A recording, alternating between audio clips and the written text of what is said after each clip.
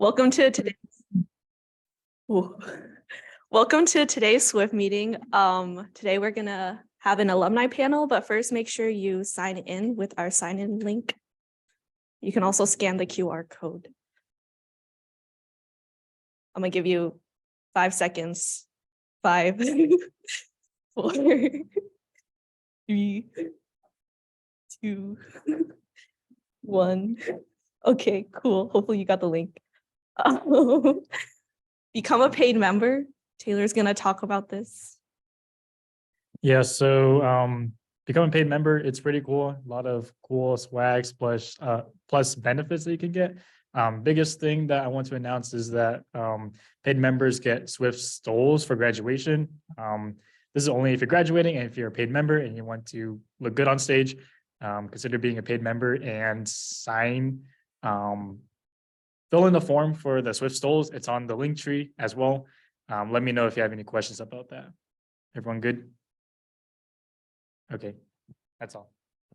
Very cool. Thank you, Taylor. So this is our roadmap of the workshops we have for the semester. And you can see right here, we're at the alumni panel on the 21st. And then the 24th is our social on Friday. So come and join us if you can. But with that, we're gonna get started. So I want to invite all of our speakers up and sit at the chairs in the center.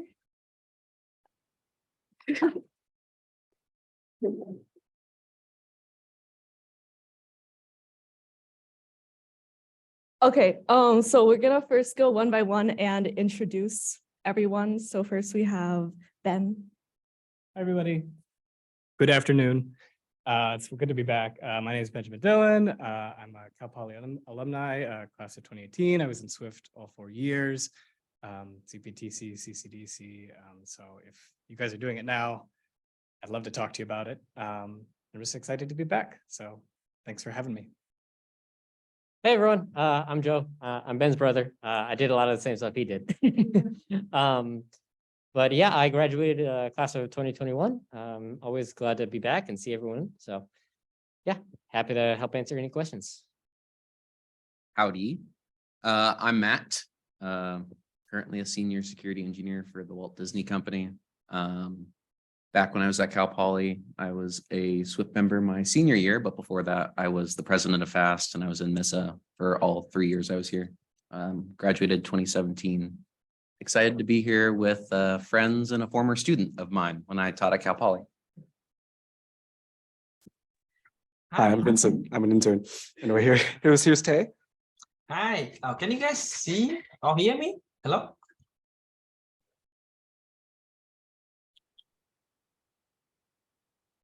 We can hear you. Okay. Yeah, my name is Tay. I actually graduated last year, CPP. I come to, meeting sometimes, or maybe you can know me. I used to be a CCDC alternate. So yeah, nice to meet everyone. Right, perfect. Now it should be time for some questions. So I would say we're just gonna start from right to left because it's easy to pass it down. How were you involved with Swift? Kind of answered this a little bit already, but I was not really involved with Swift my first 2 years. My senior year, I helped run operations, but wasn't on the board, was just a member and had a lot of fun doing it. So. Hey, when I was in Swift, I was the director of Swift Academy. I ran the workshops for 1.5 years. And then I was vice president for 1 year and then president for another year. And then I also competed in CCDC and CPTC for 4 years each. Tell me you work because I forgot. Oh yeah, I work at Tesla, by the way. No discounts. Yeah, I think I pretty much covered it as well. But again, Swift all 4 years. I did a role that, what do we used to call it? It was event coordinator, which for some reason was ops and running every workshop all together. We thought that was a good idea.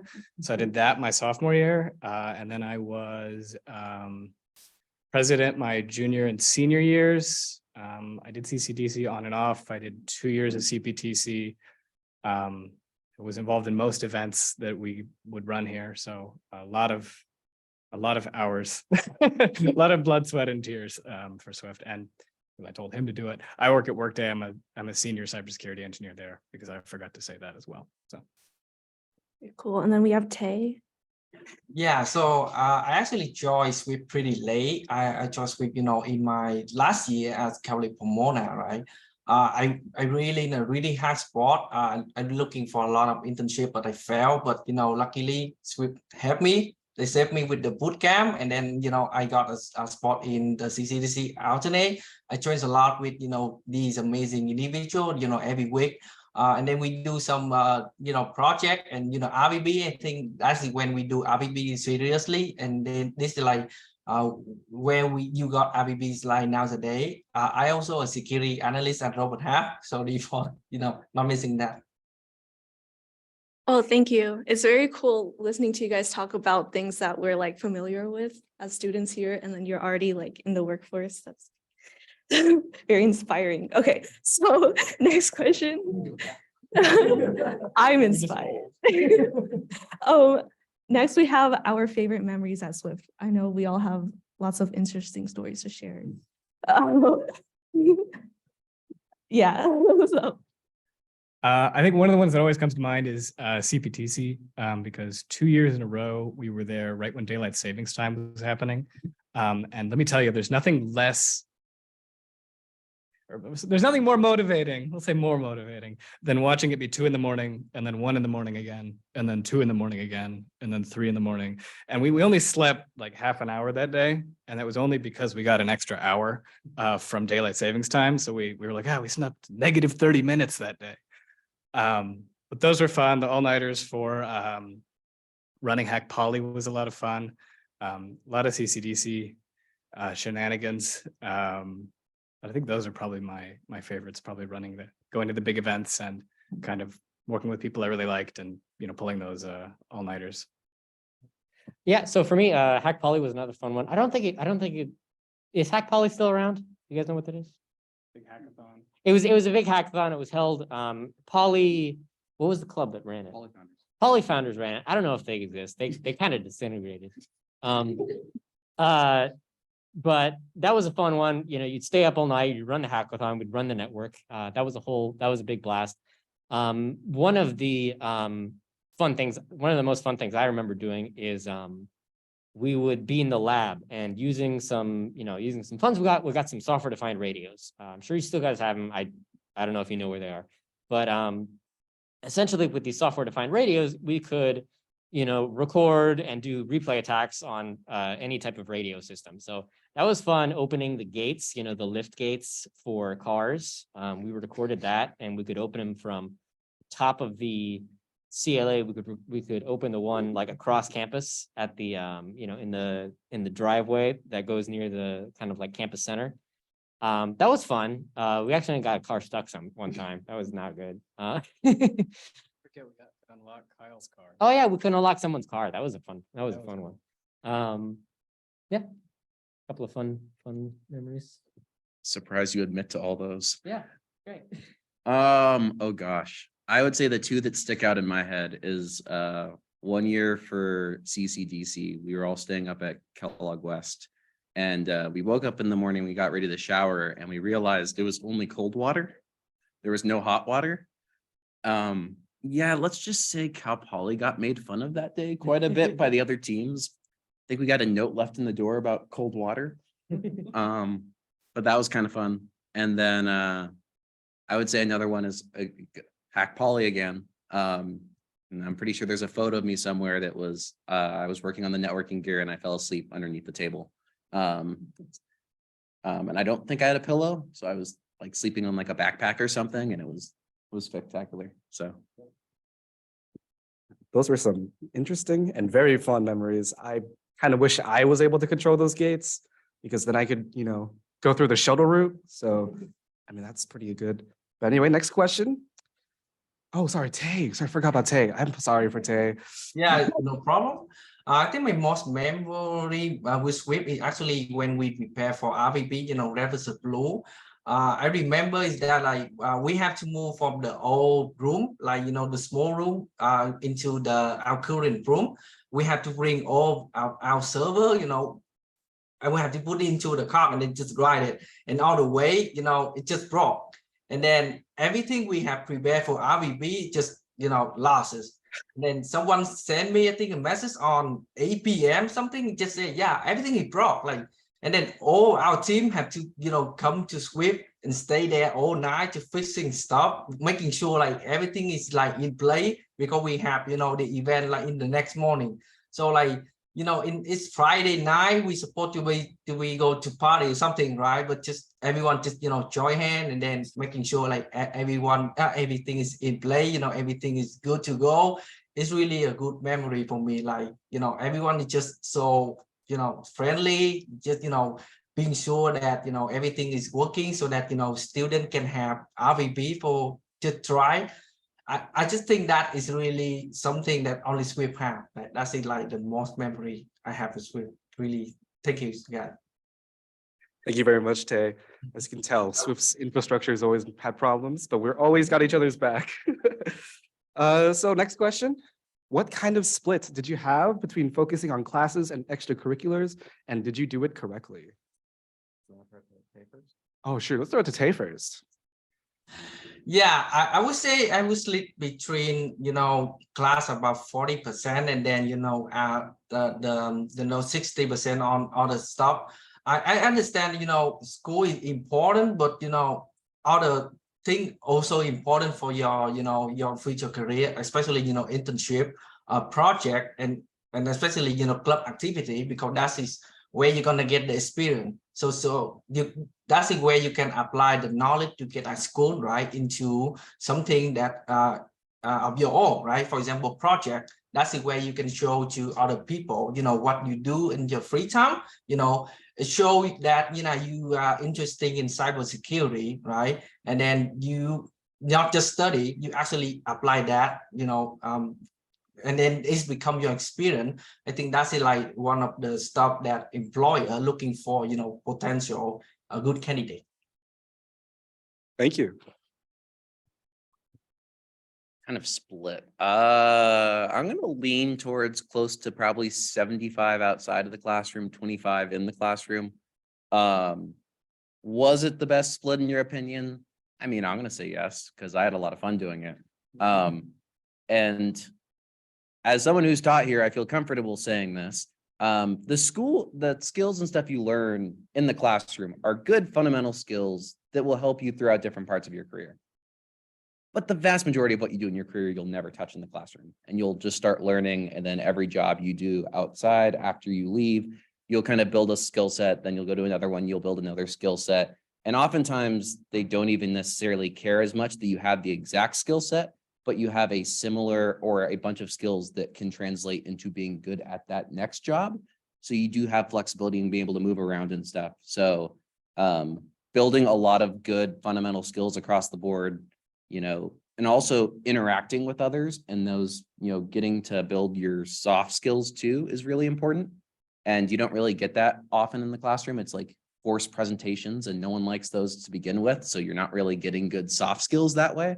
But like actually interacting with people, going to workshops, teaching workshops, all that stuff's going to benefit you throughout your career. So I'm a big fan of extracurriculars, but also realizing that school is important, and a lot of employers still do want you to do well in school. So. Yeah, I think that for me, I probably could have spent a bit more time in the classroom just for grades purposes. But yeah, I'd say definitely outside the classroom is definitely where I got a lot of that benefit. There's certain classes which will come in useful for sure, definitely stuff like database, stuff like, operating systems class, that'll, absolutely come in helpful. Same with networking, AWS, Cisco, things like that. Those kind of classes are going to be great they're great stepping stones, but you really have to take that outside of the classroom and do your own learning. And then I also find if you do something outside of the classroom, that's something that you choose to do. And I find that helps a lot with motivating you to go farther and build on your skill sets, and not just kind of, slink through and get the grade. Yeah. But yeah, absolutely. Outside of the classroom has been invaluable for sure. Yeah, so I think in terms of split, for me, it was probably like 80% outside, 20 inside, and that was too far, if you're wondering. I remember specifically one day I was asking myself, darn, all these classes keep getting in the way of my clubs. And then I like looked at myself in the mirror and I said, I'm going to college. Like I should probably go to college. I think maybe 60-40 is probably a good split for folks, because I will say unequivocally, extracurriculars are why I got my job. You know, I met people through CCDC. I networked with people. It's how I got every internship and how I got every, you know, my full-time offer was all because of extracurriculars. And to Matt's point, the stuff in the classroom, I know they've redone some of the coursework since we left, and I think a lot of that's moving in the right direction. But you're not going to get everything that you're going to get in the professional world in class.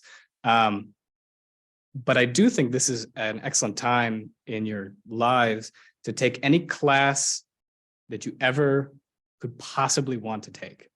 This is something I'm really passionate about. I still take the community college classes after work because I think there's just stuff that's really interesting. So if there's anything that you want to take ever, take it now. If there's a skill you want to work on, if there's something you want to explore here or a local community college, I'm a big advocate for those. There's so much fun to do. Every quarter, well, it's semesters now, geez. Okay, every time before registration, I would literally take the catalog and I would just like read it top to bottom, and I would see if there was anything interesting. And I took a lot of fun stuff. I got to take literature of science fiction. I got to take archery. I got to take some of the hospitality classes, which were pretty fun. There's a lot of other things, and there's even more I wish I had done. Make your GEs something that, you know, if there's nothing else you're interested in that area, you know, take, you know, what makes sense for you. But if there's anything that even interests you a little bit, try to make your GEs bend towards it. And if you have any extra time for electives, take something fun, because it gets really hard once you're working 40 hours a week. I still try to make time every quarter semester to take something, but it's really hard to keep taking stuff once you've entered the workforce full time. And then the only other advice I have on class is if you can, try to front load as many of your major classes as early as you can, whether it's CIS or CS. I was CIS, but I was done with almost all my upper div stuff by the end of junior year. And that meant that senior year, when I was working on classes and when I was applying towards internships or applying for jobs, I already had all the experience. So if you can, those of you that are lucky enough, I know registration's tough, but push all your core classes as early as you can and take anything that you might ever want to take. If you even are thinking of grad school or anything else later, another career, take the foundations here. It'll never be easier. I know it doesn't feel that way, but it will never be easier. Thanks. Which hospitality classes did you take? I took 2. There's a beer class. And there's a wine class. And I took them both. And I took I took the beer class with Matt. And it's a lot of fun. And there's a lot of other really fun kind of elective classes.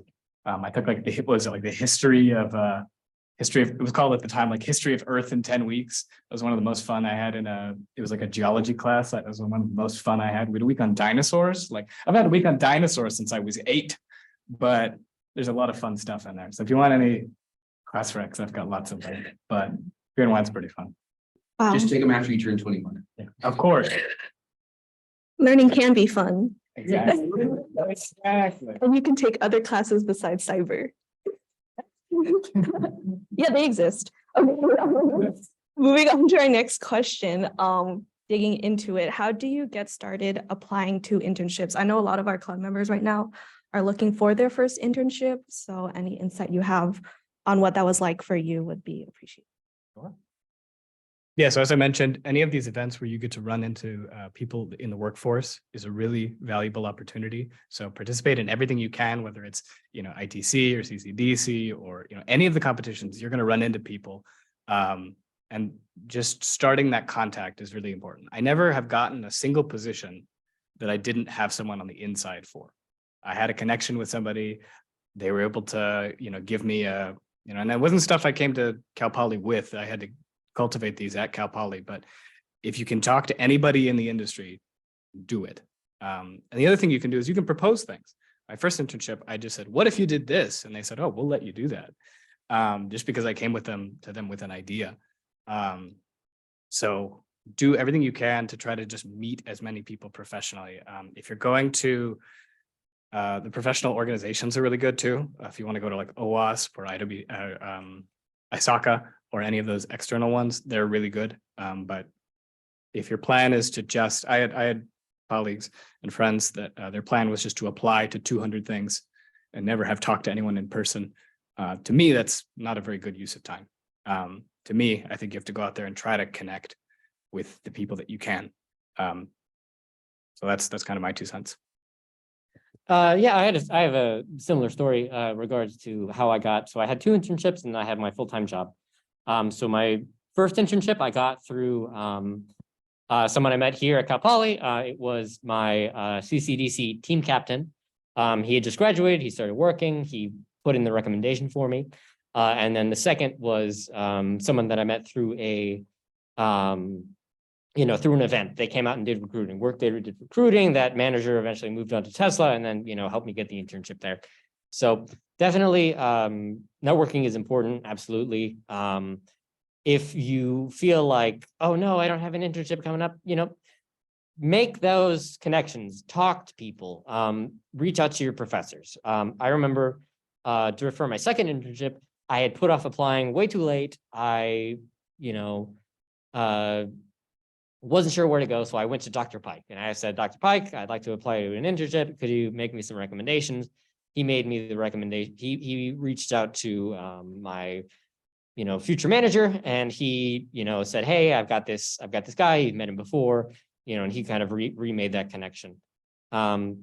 So that's definitely important. And then, just reach out to alumni. Lots of alumni are more than happy to help. Definitely helps if you know them first, but that's not necessarily a requirement. Agreed. So my only internship that I did when I was in school, I actually got by blind applying, which every once in a while does work. But when I look at the other positions I've gotten over the years, just to kind of give reference to those, because I think it's also relevant to like applying to internships. My first job out of college, I got at a job fair. So, going to job fairs and meeting with prospective employers, especially oftentimes employers who are actively recruiting for positions.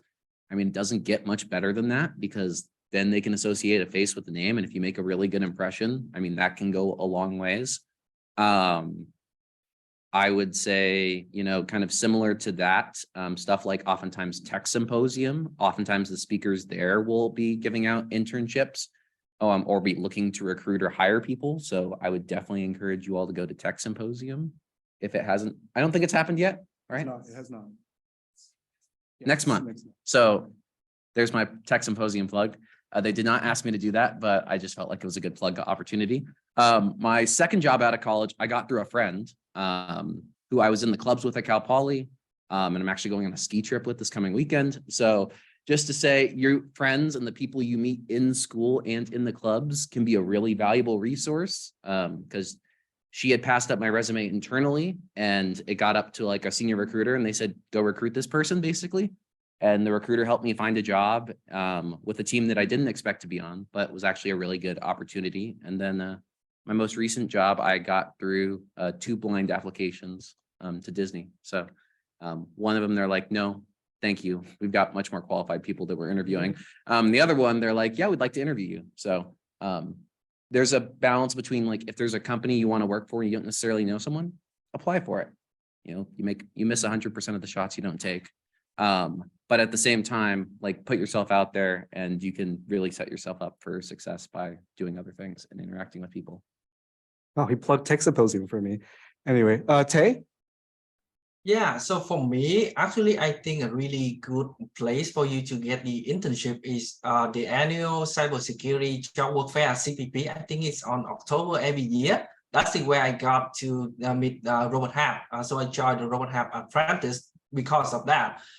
So I don't know like the vendor this year, but every year they invite a lot of vendor. You have even FBI, right? CIA. I think one time we have that. You have Boeing. So there's a lot of connection that you can make there. So don't be shy to just, you know, go in and talk with people. Maybe they're gonna give you 5 minutes, but they can give you, for example, their email or something, or maybe LinkedIn, you know, you can go and talk with them later. And that's where I got the gem, right? I talked with a guy there. I never know, you know, what is his position, but later I found out that he's like the director of like Robot Hub. Is really a high up, right? So you never know what people you're gonna meet, right? So just, you know, go in there, put yourself out there, and just make connection with other people. A really good place, you know, Osaka conference is where you can volunteer to, you know, I think Cavalry Pomona have a program where you can volunteer to help there, and then they give you a time for you to make connection with people. Or the people who go to Osaka usually gonna be manager, cybersecurity, something. So it's really a good place for you to go and then just meet with other people, you know, make some connection. Maybe they have some program for you, right? Also, it's really never hurt to go into LinkedIn and just talk with people, right? Just give them a message, right? It's never hurt, right? And obviously, Tech Symposium. You know, when in my last year, I mentored a student, and I asked him to, okay, please join Tech Symposium, and then that's where he got his first internship at Sketcher. So yeah, please join Tech Symposium. Really good, you know, event. Thank you. Thank you, Tay. As you can see, networking is very important, and joining a club like Swift is a great first step. Sure. And I realized none of us really talked about the sub question that says when to start. Start now. It's never too early to start. You know, I had 1 internship, but I think Ben had 3. I'm sure Joe had a lot too. So there you go. So you've got different numbers of internships, but like, if you think I'm just going to wait till I know enough to apply, I still feel like I don't know enough to apply to certain jobs. And I've been in the field for several years now. So just apply early, and stuff like LinkedIn and jobs and Glassdoor can be very helpful in that process. And then one more, just piggybacking off of his piggyback. You learn at internships. That is where you go to learn. That's where you go to try stuff out. So like, do it now. Like, absolutely. Like, everyone I know, like they came into Cal Poly and they were pretty, like a lot of people that I know, they came into Cal Poly and they were pretty good. They were considered pretty good. They went to an internship. That's when they got really good. So do it now. If you don't think you're ready, you are ready. Go ahead and just do it. All right, so welcome to the triple baconator piggyback. So last thing is, and if you don't get one though, because it's hard, right? A lot of times it's not in your control. So do everything that you can within your control. But if you don't get something, do something anyways. Make your own internship. Don't like pick a project, run a home lab, do a competition, go volunteer, mentor somebody. Don't just use that summer to, you know, go have fun. Do have fun. Do take breaks. You know, this is a really fun time, a really fun and unique time in your life. And summer is a particularly fun one. But if you don't get something, act like you did. You know, treat it like a job. You don't have to maybe do 40 hours a week, but work on a project. Say, I'm going to finish this by the end of summer. I'm going to make a workshop. I'm going to, you know, teach a high school team. I'm going to, you know, do something, because that's the kind of thing they're going to say, well, what have you done? And if you say, ooh, I don't have anything, they're not going to want to pick you. Wow. Well, thank you guys very much. We're going to move on to our next question. What does your day-to-day at work look like? And which days do you love and which days do you despise?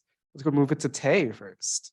So as a security analyst, my day-to-day work is, you know, first come in, check, you know, ticket. Is there any, you know, alert that, you know, serious that I need to investigate, right?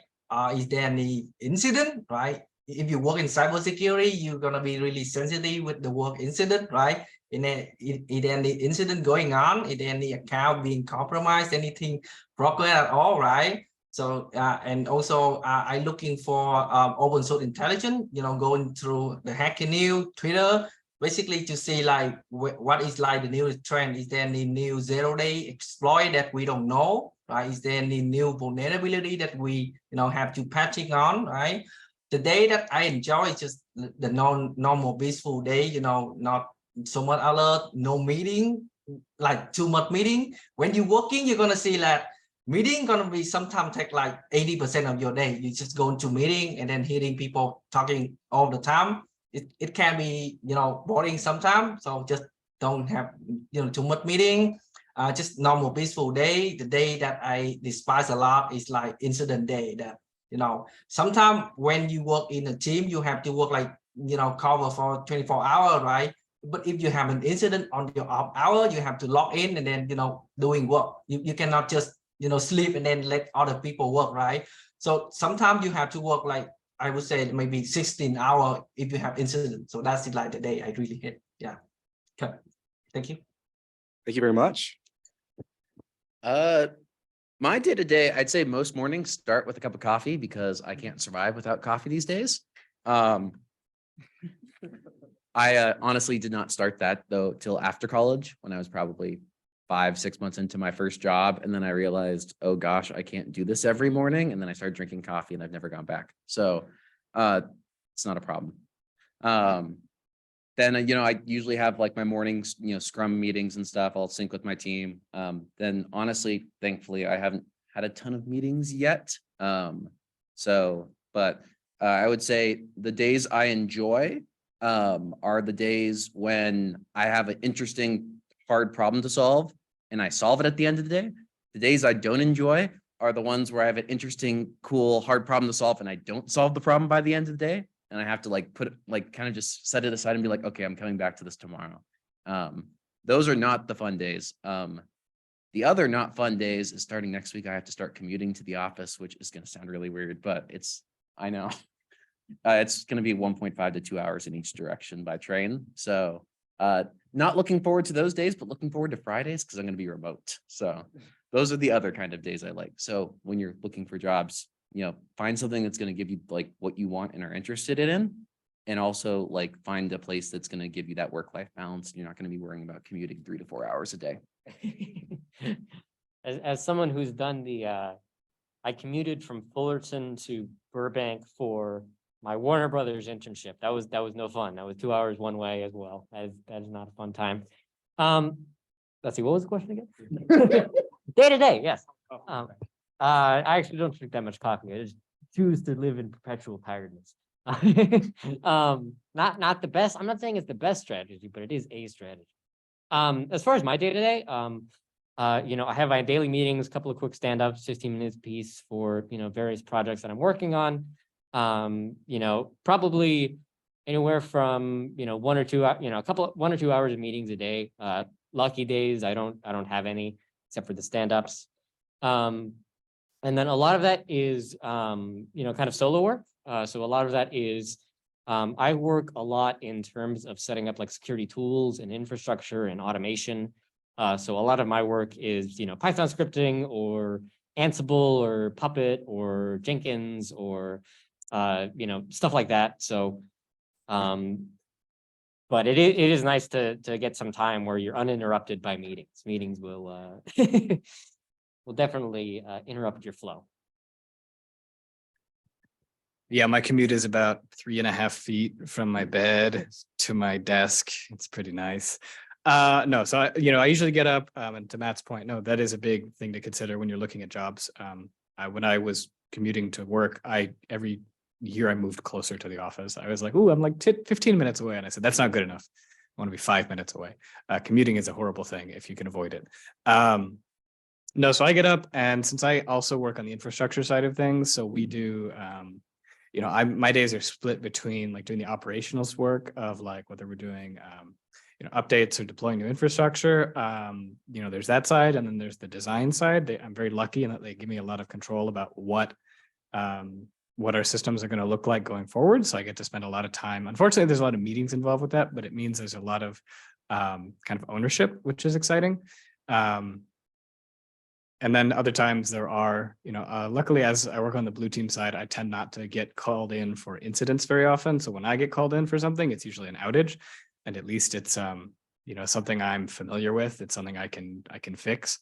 It's not, you know, sometimes incidents are not a fixable problem. They're just, oh my goodness, how do we stop this problem? You don't really fix it. You just stop it. There's kind of a difference.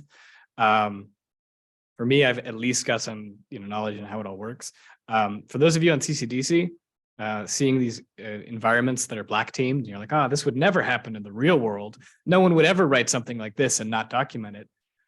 No, it happens. I call it like JIRA archaeology on a pretty regular basis. I go, there was another system there. There was another server there. There was another certificate there. So unfortunately, I really thought that one was unrealistic, but it is. But that's kind of the day-to-day. I get to build things and make them better. And the better I do at my job, the less times I get called in for things being broken. So we're on a downward trend and I'm happy for that. And Cal Poly students would never black team each other, right? Never. Okay. So more insight on what your day-to-day looks like. What are the roles of people around you and how do they work together with your position? So I guess like what teams do you work with? Who do you interact with at work? Sure. So a lot of teams I work with. I work a lot with the network security team when it comes to and our infrastructure teams for like deploying and making sure that we have access to infrastructure. There's a lot of in my work I have to deal with, or I get to deal with. We call them customers, but it's internal people at Workday, because that's the thing about tightening the screws, is you're going to break something for people. So while I'm deploying more strict controls to people, they're going to come to me and say, this is broken. So there's troubleshooting. So I have to work with everybody from, NetSec and infrastructure to I've had people come in and say, I need help with this right away. And I go, oh, it's very aggressive. And then I look and it's like VP of this or VP of that. And I go, oh, okay, this is very important. So, there's kind of a customer service and a soft skills aspect to that too. But I'm very lucky in that I get to work with a lot of the different teams that run the data center. So that's kind of fun. Yeah, so just for some context, so the team that I'm on is called Infrastructure Security Engineering. So basically we have tools that we use to monitor the security posture of our various kind of systems. So a lot of the time that means that we are surfacing reports that say, okay, here's all the things that we can improve in terms of security efforts. So we have efforts for, network security, container security, on-prem servers. So that puts us into work a lot with the developers, to address vulnerabilities in their code, as well as, people on the platform engineering teams to run the platforms where people run their VMs or containers or whatever. But really, our team kind of works wherever there is need. So we've been pretty lucky. We've been able to work with people on, say, the NetOps team or the factory Linux team, or things like that. But yeah, that's kind of, that's kind of the role, those are kind of the roles that we get to do. And one thing that is sort of a interesting contrast is what the different roles want. If I'm talking with the NetOps team, they're going to want stability. They don't want the network going down. They don't want people complaining to them. If they're talking to us, we're like, we need these servers, we need these firewalls upgraded to the latest firmware, or we need these rules tighter, or something like that.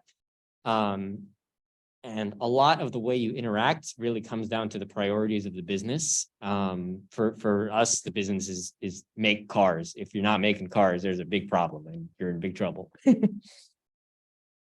So my work is focused on security, automation, and orchestration. So I basically work with whoever needs stuff automated or orchestrated. So I've worked with the legal e-discovery team. I work with the forensics and incident response teams. I work with the assurance teams. And we just automate a bunch of different stuff. Oftentimes we'll work with the teams who we are basically integrating or interfacing with their systems, because oftentimes they're not meant to be integrated with, and we have to come up with clever ways of doing it. But yeah, so basically it's everyone working together to make these workflows fully automated. Thank you. Oh.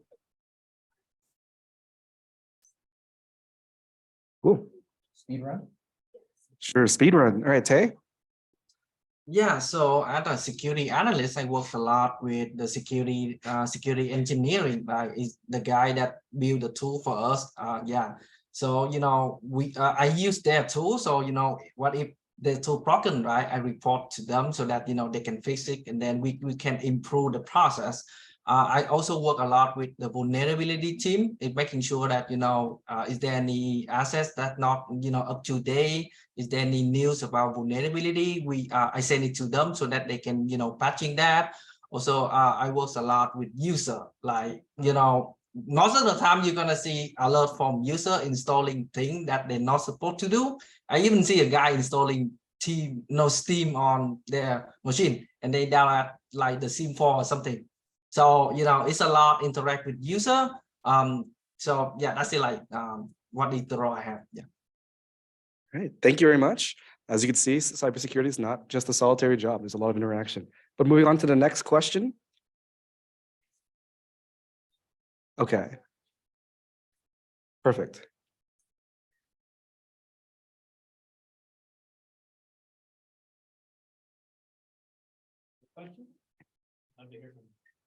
We don't bite. Be specific or general or whatever. Yeah. Yeah.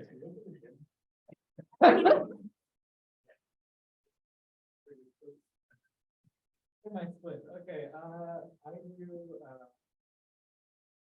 do a 4-day kind of like upper body Monday, Thursday.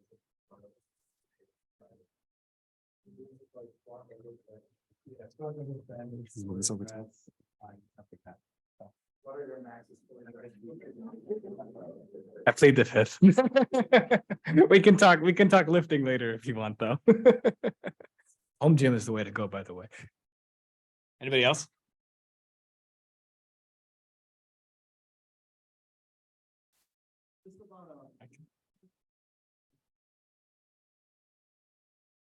Good. Oh, hello. Sorry, Zoom. My question is, for internships, did you guys balance that with like just when you picked your class schedules, do you work with that within the internship time that you would given with from the department? Because I'm having a tough time with my internship and my classes a bit. So I was just wondering, and it was a really good question you guys had. Oh shoot.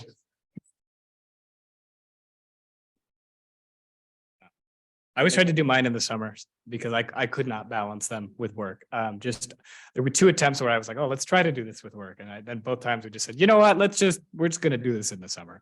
So it's really hard, especially depending on how the commute is. If it's something you can work at on campus or remotely, like maybe you can squeeze it in, but you want to make sure that you're giving them a good job.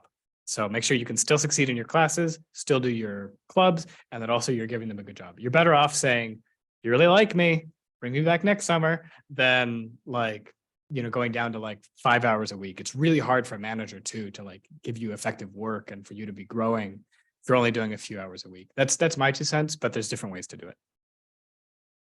Yeah, same advice here. Just do it during the summer, give it your all. Don't, I would try to not, do that. If you are you currently in one? Oh, you are. Okay, then we're not helping you at all. If that's the case, realize that your time is limited and you as a person can only be spread so thin. So if you need to drop something, drop it, and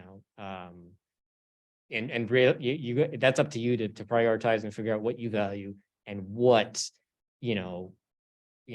what you can afford in terms of spending your time. I've got nothing to add. Yeah. We're also out of time or Yeah. close to. We're getting close to, but yeah. Any other questions? Yeah. Oh, perfect. Yeah. Did you guys ever have problems with like taking too many extra stuff to where like you don't have enough time for one or the other? How did you like, deal with that? It's like what Joe said. Sometimes you have to drop things, unfortunately. That was my biggest, that was the biggest problem I had all in college, was that I was signing up for too many things. While I was in Swift, I was also, I was on the board of MISA for a year. I was in AKSI. I was really busy, and it meant that I wasn't putting as much, I was busy all the time and I was doing my best, but I was dropping more plates than I should have. Sometimes it's better to say that a certain thing is for a season in your life. Maybe you do a competition one year, but then you decide to do instructing the next year. You're better off performing better at the few, I still think it's good to do a handful of things.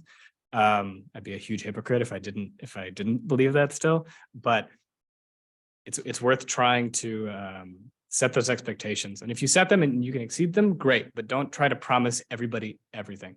It's like here, a lot of professors they don't care that you're taking 3 other classes or 4 other classes. They pretend that you have all your time. Don't do that the other way around. Don't promise everybody as if you have all of your time.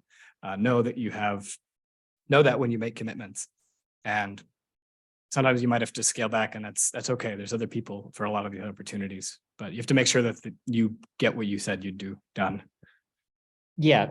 I also overcommitted and my grades suffered as a result. Luckily, I was able to through going back to this previous question, using the contact at my place, I was able to bypass the GPA requirement for my internship. But yes, don't, your time and resources are limited. You got to spend them in a way that because that's the thing, you got to choose what you want to do in life, and you can't choose everything. I cut sleep, don't recommend. Make sure you balance your time and save time for yourself too. So that way you can refresh and be your best at everything you're trying to do. Perfect. Do you have any more final questions, or if you want to add, Tay? So I think it's like, it's better for you to do less but good work rather than just you promise, a lot of stuff and then you never really succeed in anything. Just really make a bad impression. That's it. All right. Thank you very much, Tay. If we don't have any more questions, I guess we could end it here. All right. Thank you guys very much for being able to come out here and speaking for us today. It was very helpful to everyone. And yeah.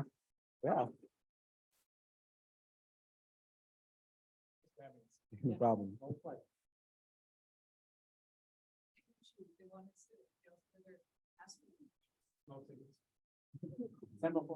You can find us on.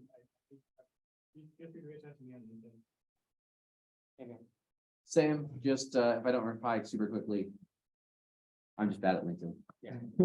I'll reply eventually. I'm bad at names. What are you guys' names again? I'm gonna say right now. I'm Joseph Dillon. Dylan. And then Benjamin Dillon. Matthew Springle. Matthew. Yeah, Tae Huang. I don't need private things. I can send them to the video. Thank you. I'll do that. Yeah, we'll be around for a few minutes. If anyone wants to chat with us. Yeah. All right. Thank you guys very much.